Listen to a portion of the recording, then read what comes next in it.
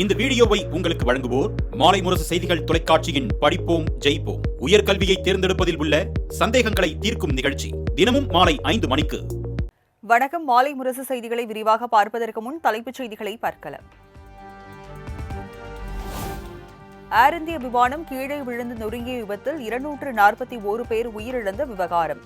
அகமதாபாத்தில் அமைச்சர்கள் மற்றும் மூத்த அதிகாரிகளுடன் பிரதமர் மோடி உயர்மட்ட ஆலோசனை.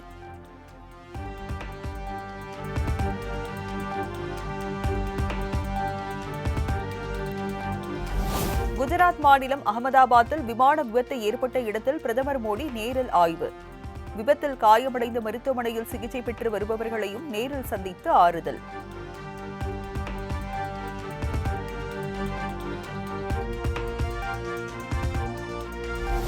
அகமதாபாத்தில் 241 பேர் உயிரிழந்த விமான விபத்தில் சதி திட்டத்திற்கான முகாந்திரம் இல்லை. மத்திய அரசு தரப்பில் விளக்கம்.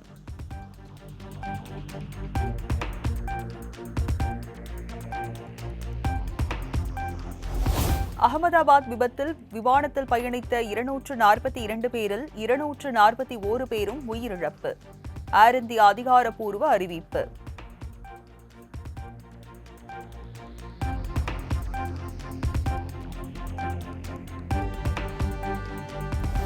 விமான விபத்தில் உயிரிழந்தோரின் குடும்பத்தினருடன் அரசு துணை நிற்கும்.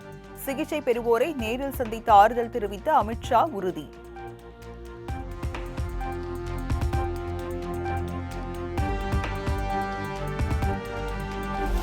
விமானம் விபத்துக்குள்ளான செய்தி கேட்டதும் அதிர்ச்சியில் உறைந்து போனேன். ஆண்டவன் அருளால் நான் உயிர் தப்பியதாக விபத்துக்குள்ளான விமானத்தை தவறவிட்ட பூமி சௌகான் பேட்டி.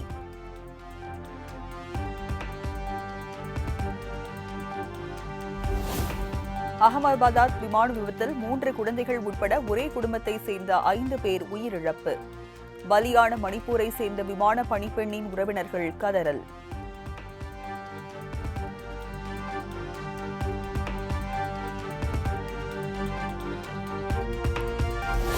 உடன்பிறப்பே வா என்ற தலைப்பில் 3 தொகுதி திமுக நிர்வாகிகளுடன் முதலமைச்சர் மு.க.ஸ்டாலின் ஆலோசனை. தேர்தல் பணிகள் 200 தொகுதிகளுக்கு மேல் வெற்றி பெறுவதற்கான பணிகள் குறித்து விவாதம்.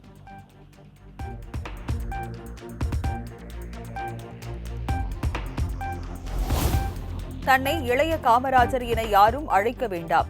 கல்வி விருது விழாவில் தமிழக வெற்றிக் கழக தலைவர் விஜய் அறிவுறுத்தல்.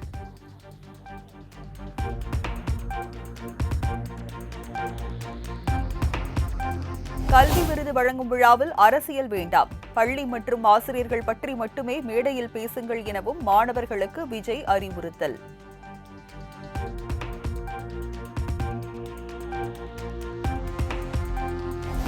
சென்னை நுங்கம்பாக்கத்தில் திமுக எம்எல்ஏ காதர் பாட்ஷா சகோதரியின் கணவர் வீட்டில் அமலாக்கத்துறை சோதனை.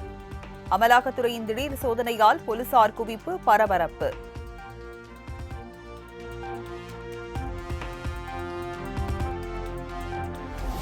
டாஸ்மாக் முறைகேடு விவகாரத்தில் எதன் அடிப்படையில் திரைப்பட தயாரிப்பாளர் ஆகாஷ் பாஸ்கரனை விசாரிக்க முடிவெடுக்கப்பட்டது?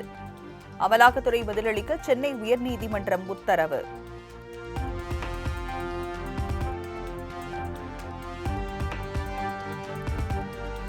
தமிழகத்தில் டிரான்ஸ்பார்மர்கள் கொள்முதலில் முறைகேடு நடந்ததாக குற்றம் சாட்டி தாக்கல் செய்த மனு. முன்னாள் அமைச்சர் செந்தில் பாலாஜிக்கு மீண்டும் நோட்டீஸ் அனுப்ப சென்னை உயர்நீதிமன்றம் உத்தரவு.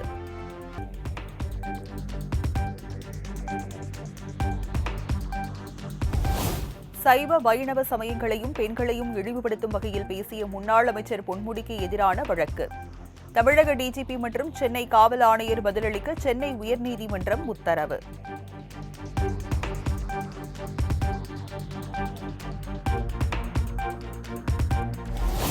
தென்காசி அருகே முதியோர் காப்பகத்தில் உணவு ஒவ்வாமை காரணமாக 4 பேர் உயிரிழப்பு. மேலும் 5 பேர் உயிருக்கு ஆபத்தான நிலையில் நெல்லை அரசு மருத்துவமனைக்கு அனுப்பி வைப்பு.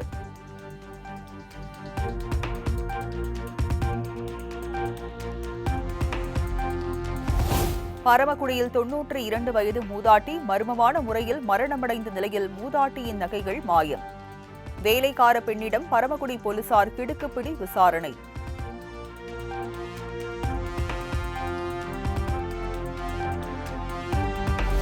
தாய்லாந்தில் இருந்து விமானத்தில் பெங்களூருக்கு கடத்த முயன்ற 3 கோடியே 80 லட்சம் ரூபாய் மதிப்பிலான உயர் ரக கஞ்சா பறிமுதல்.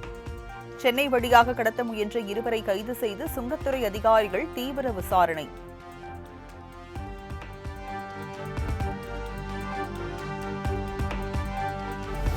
தூத்துக்குடி சீவ அரசு பள்ளி வளாகத்தில் நடைபெற்ற கட்டுமான பணியில் ஈடுபட்ட மாணவர்கள். சிமெண்ட் கற்களை மாணவர்கள் கையிலும் தோளிலும் சுமந்து செல்லும் வீடியோ வெளியாகி அதிர்ச்சி.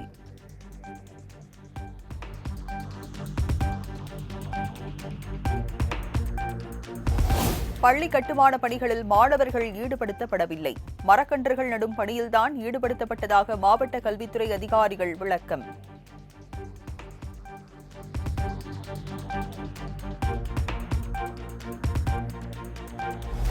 பாம்பன் தெற்கு கடற்கரை பகுதியில் பலத்த காற்றின் காரணமாக நீரில் மூழ்கிய விசைப்படகு. படகில் இருந்த 6 மீனவர்கள் அதிர்ஷ்டவசமாக உயிர் தப்பிய நிலையில் படகை மீட்கும் பணி தீவிரம்.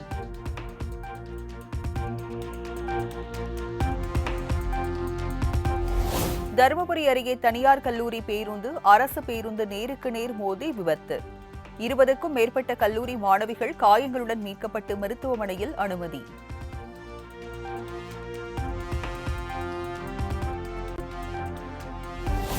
எட்டயபுரம் அருகே தூத்துக்குடி மதுரை நெடுஞ்சாலையில் லாரி மீது கார் மோதி கோர விபத்து.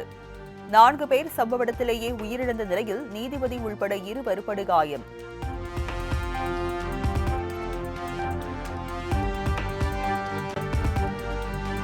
ஒசூர் அடுத்து கெலவரப்பள்ளி அணையில் இருந்து நுரை பொங்க பாயும் தென்பெண்ணை ஆறு. ரசாயன கழிவுகள் கலப்பதால் மலை போல் குவிந்து செல்லும் ரசாயன நுரைகள்.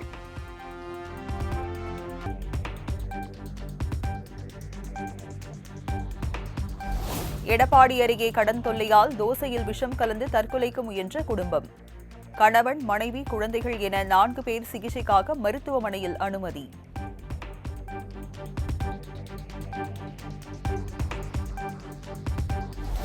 சென்னை போரூர் டிஎல்எஃப் அருகே மெட்ரோ ரயில் பணியின் போது 2 தூண்டுகளுக்கு இடையே தண்டவாள டிராக் சரிந்து விழுந்து விபத்து. ஒருவர் சம்பவ இடத்திலேயே உயிரிழந்த நிலையில் மீட்புப் பணிகள் தீவிரம்.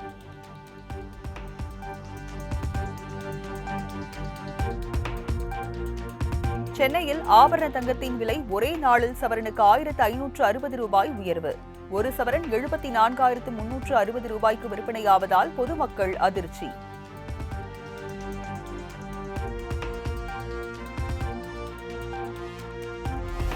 ஈரானில் உள்ள ஏவுகணைகள் உற்பத்தி நிலையங்களை குறிவைத்து இஸ்ரேல் திடீர் தாக்குதல்.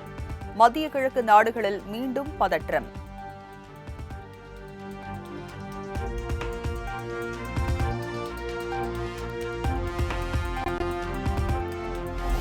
இஸ்ரேல் மக்களின் பாதுகாப்புக்காக ஆபரேஷன் ரைசிங் லயன் என்ற ராணுவ நடவடிக்கையை ஈரானுக்கு எதிராக தொடங்கியுள்ளதாக நெதன்யாகு அறிவிப்பு. முன்னெச்சரிக்கை நடவடிக்கையாக அவசர நிலையும் பிரகடனம்.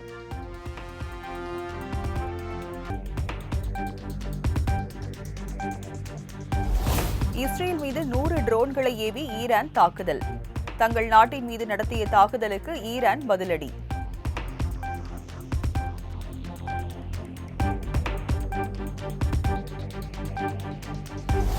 உலக டெஸ்ட் சாம்பியன்ஷிப் இறுதிப் போட்டியில் ஆஸ்திரேலியா 218 ரன்கள் முன்னிலை. விக்கெட்டுகளை வீழ்த்தி இலக்கை அடைய தென்னாப்பிரிக்கா வீரர்கள் முனைப்பு.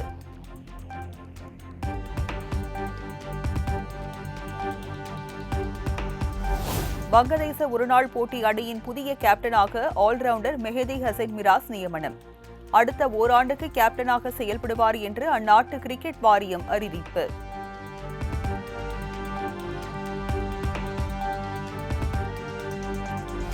அடுத்த ஆண்டு உலகக்கோப்பை கால்பந்து போட்டிக்காக தயாராகும் மெக்சிகோவின் அஸ்டெக் மைதானம். துரிதமாக நடைபெறும் சீரமைப்பு பணிகளின் ட்ரோன் காட்சிகள் வெளியீடு.